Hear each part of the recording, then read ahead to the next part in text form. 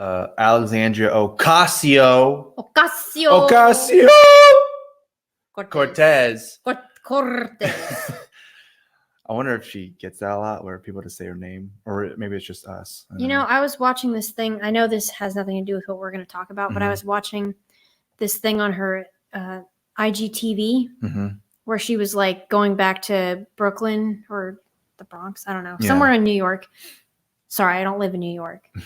I know they're really different, but I don't live there. So don't murder me over this. All the New Yorkers are going to be like, how dare you talk about our How state dare like you that? mix up the Bronx and Brooklyn? Oh my God. No, I think it's the Bronx. I'm pretty sure it's the Bronx. Yeah. Anyway, so she went back to the Bronx to go bartend again just for like one day.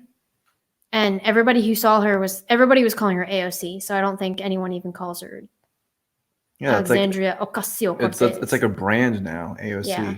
It's easy to say AOC. It just flows off the tongue. AOC. You say it all the time, and it sounds, it sounds cool.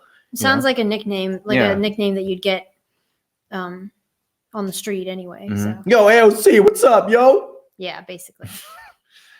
Anyway, so we're gonna talk about her latest thing that she said, because it seems like a lot of people, especially on the right, they're just waiting for that, those moments from her. It's the same. Yeah, I was gonna say it's the same thing of like. People on the left waiting for Donald Trump to say something. He said something I like. We could talk about it for 4 hours. Although they're way worse because he could tweet the word "the" and they'd be like, "Oh my goodness, it's the end of the world." Yeah. So I'll just play the video and then we'll talk about it. Ms. Hutchinson, I also want to thank you about bringing up the poverty draft and this idea of a bootstrap. This idea and this metaphor of a bootstrap started off as a joke. Because it's a physical impossibility to lift yourself up by a bootstrap, by your shoelaces. It's physically impossible. The whole thing is a joke. Is that kind of like when that guy was saying, I don't know why this reminded me just now, but there's that one, I wish I remember his name, but it was like viral for a long time. I think it was a Democrat. He was talking about how, I think it was Guam. He was saying, like, I'm worried about all these military personnel being on Guam because I'm worried that the island's going to tip over because there's so many people. Oh my God. Like, it's legit. Like, you can find that out. Like, you can literally look at like island tip over politician or something. I can't remember, but. Oh, and everyone took him seriously? Yeah, because he's just saying it like, I'm worried about the island's going to like tip over. Was he being serious? I don't know if he was being serious, but he sounded like he was being serious. He wasn't like being, I was just joking. I guess that's kind of the same thing. It's like, do you understand what a metaphor is? Or like, so to her point, I understand if her standard of like having a good life is being happy all the time and being rich or something like that. Like if you want to be Bill Gates or something like that, then I understand what she means. It's not very common for someone to pull themselves out of extreme poverty and then become like a millionaire or something. Right. Although I do think it is worth pointing out that she is a bartender in New York, like a service worker who became a congresswoman. So, I mean, out of all the people to say something like that, it seems kind of ironic for her to say that. I mean, as far as I know, she seems to be doing okay for herself right now. Yeah, I mean, the salary that you get, the salaries of the House of Representatives, didn't we look it up one time? It was like $170,000 a year. Something like that. I don't know. I know that's not like super rich, but I would consider that rich. Yeah, I mean, people that are poor, man, they would kill probably to get that $100,000 salary. Yeah, I mean, come on. Yeah, I know, right? But I don't know, like you were saying too, like people, when they say, lift yourself up in bootstraps to go from poor to rich, they like people like that. They think, okay, well, when you're poor, you're making, I don't know, $20,000 a year or whatever it is. Or less than that. Yeah, or less than that. I believe the poverty line is below $20,000 a year. So, but to them, they're thinking, well, you're going from that to, like you're saying, to like $1 million. Like now you're rich. Yeah. But to some people, making $80,000 is comfortable. It depends on where you live too. I feel like people nowadays, they strive to be happy, which is not possible. you can't be happy all the time. Yeah. You can't have a life without struggle all the time. And I know, like, some people say that it's impossible to pull yourself out of extreme poverty without Right. government or whatever. I do understand that that's a problem, but I don't think that, because, like, what she's implying basically is that, like, government needs to come in and fix everything, and that's the only way it's going to happen. Yeah. So, like, I guess I think that her line of thinking is wrong, especially for someone who did it herself. Yeah, because she was a bartender and she decided I'm gonna, I feel like I can make a difference in my community, whether people agree with what she stands for or not. She decided I'm gonna do something or run or whatever, and then she was successful. I know there was some like weird thing about that where I don't know if she had actually any competition or anything like that. In her district, she didn't have any other competition other than the person who was already like in place for that district. So it was a little bit easier, but she did have to do all of her own campaigning. And she talks about like how she went around like door to door talking to people. There's that documentary on Netflix talking about it. Yeah. And so I just think it's weird coming from her, but also like to finish my other point about happiness and everything. I think people need to lower their standards for what is considered like a good life today. Yeah. Because we're still richer than like most of human history. Like even some of the poorest people today in our country are still more rich than all of human history. Yeah. So it's hard to compare yourself to people who are more rich in terms of like, making a congresswoman's salary or something like that. Yeah. And I mean, I don't know. It's just like that type of mentality, I think it's not good when you hear someone say that, because then someone who's in that type of situation and they hear her, then they think they're stuck. Yeah. They hear someone say that and they go, well, what's the point of me even trying? Because I'm going to be stuck in here forever. And then like you were saying too earlier, the only way I'm going to be able to do anything is if I get, a government handout or something like that. That's all that they're going to think. And that's all that's going to be implanted in their head is, well, the government's here to help and we're going to do everything we can to help you. But I don't know how long it's going to take, and obviously, that could take forever, if any time, right? If anyone's ever been through unemployment and trying to get unemployment, like that's just takes forever. Yeah. Or like even just going to the DMV, it takes like 5 hours to get something done there. Yep. But yeah, I guess the other thing I was going to say something because I remembered something when you said that, but now I can't remember what it is. Well, I mean, I don't know. The whole thing is just bad because, and I don't really know, at least I can't think of any type of thing in terms of, because that's the type of thing we have. And that's one of the things where, if you're going to get rid of someone's, like, I don't know. Oh, Social Security. Yeah, Social Security or welfare. That's a really risky move for someone who they're living off of that. Like if you're okay, that's one of the things I can actually understand someone saying, if I'm going to replace Social Security or like repeal it or something. Yeah, then they're going to replace it with something else, but it's not like it's not just a government program or something, because I know there's, you can go to churches that will help out. There's, charities or something like that. That's why some people do like this GoFundMe's, like, hey, I got medical bills and I need this, or I need a car. Something as simple as like, I just need a car to go from work, to and from work or whatever. I guess the hard thing is like I remembered what I was going to say earlier. Yeah.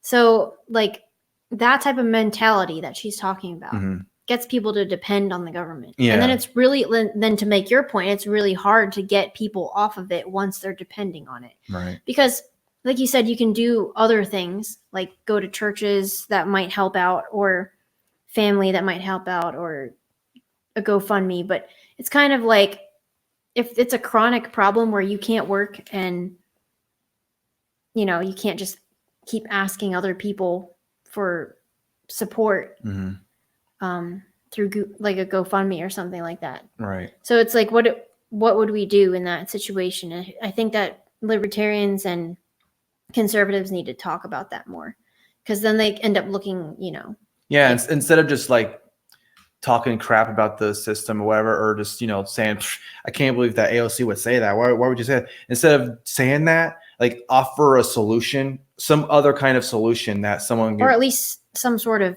empathy for it. right, I guess. right. Yeah. And now I'm going to get told, well, effects don't care about your feelings. Right, exactly. Yeah.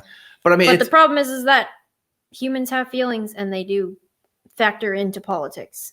So. Well, I also think it's a fact too. Like I was saying earlier, if someone is, you know, and I know people say, well, they can't just depend on Social Security or whatever. But what if they're injured and they can't do anything? You know, because they're legit, they can't work, so they literally just depend on, you know, their Social Security or Medicaid what if or they whatever. don't have any other family too? Right. Yeah. So then what? So what's this? I mean, I don't know. Maybe there are solutions out there. We just haven't seen them, or we just don't know about them. But yeah, it's not like we sit here every day and think about it. So we haven't come up with our own solutions either. Right. And I'm sure that this is one thing that I do think, though. I think that the free market could come up with some way where it would benefit other people to take care of people like that.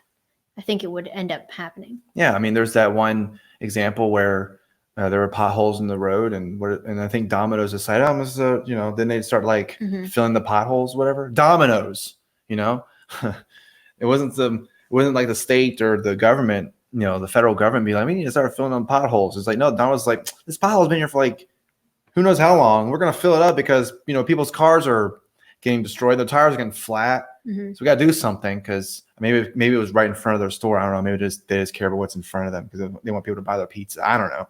You know? Wow. All right. You know, but I don't know.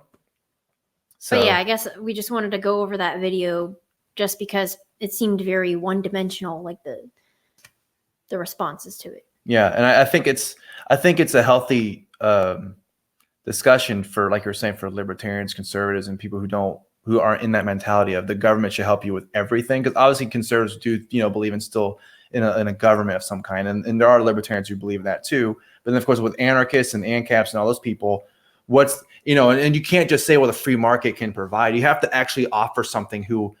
Oh, thanks. Well, no, I'm just saying, like, well, yeah. But I'm just saying, you know, for people like we were saying before, you know, the examples that we give people who are living off of the government. I think and all what you mean is that you want it to be specific. Yeah, I want specific solutions, not just, well, you know, the free market can provide. Okay, well, if you tell someone that who is just living off of that because they can't work because they're injured, they don't have, there's just no way for them to do it. Like I say, no family. They have a ton of kids, you know, and I know that's like a really like outlier type of example, but there are people like that. So if you just say to them, well, the free market can provide for your 10 kids, and the mom's going to be like, what's that going to do? How's that going to help me out right now? I think also like conservatives and libertarians do have solutions for preventing those situations. Yeah. I do think that we are really good at doing that. Yeah, for sure. Especially through like social, what do you call it? Like social pressure to prevent certain things from happening. I do think that works. Like peer pressure or no? Yeah, like you would socially pressure people in society not to get into a position where you have a lot of kids with no father or something like that. You know, that kind of thing. Right. But, and it's kind of the same thing with the student debt.